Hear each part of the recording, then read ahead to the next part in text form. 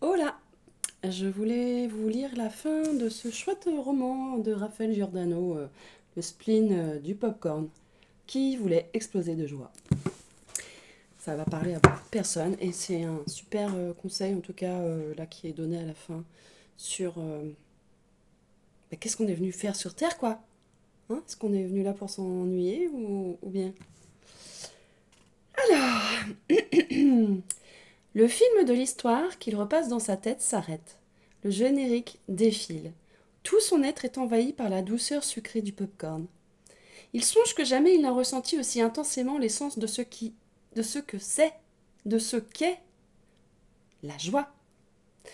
Cette flamme, cette ardeur qui vivifie le cœur et réchauffe l'âme se diffuse en ondes bienfaisantes. La joie comme antichambre du bonheur, la chrysalide de la métamorphose qui engendre le vrai soi. La joie qui ne coûte rien mais donne beaucoup. La joie qui ne calcule pas mais multiplie les sensations de félicité. La voilà qui jaillit telle une source de jouvence car elle n'est jamais loin de l'enfance et de son innocence. Rien n'est appris dans l'art du spontané. Et si la vie est une danse dont on est supposé connaître le pas, elle trouve néanmoins son exaltation dans l'improvisation joyeuse où l'intuition, la créativité et la liberté s'expriment. Il n'y a de limite que celle que l'on s'impose. Se désappliquer pour s'impliquer différemment avec plus de hauteur et plus de cœur aux commandes. Avec sérieux, sans se prendre au sérieux,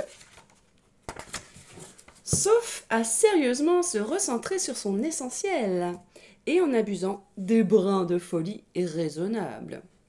La joie, petite flamme fragile exposée dans sa lampe à huile au vent contraire. Protégeons-la bien des sombres tourments, écartons-nous des étouffoirs. Car c'est elle qu'il faut suivre pour s'évader de ses peurs. Fabriquons notre joie comme on ferait notre miel. Fabriquons notre joie comme on ferait notre miel. Mais qu'est-ce que c'est beau ça! La joie profonde n'a rien d'éphémère. Elle irradie du tréfonds dans un rayonnement pur et nous apprend que la vie n'a jamais fini de nous surprendre tant qu'on se laisse porter par les élans de l'émerveillement, créateur de réenchantement. Qui sème la joie récolte la tendresse et s'envole des pétales de caresse dans un printemps de première fois.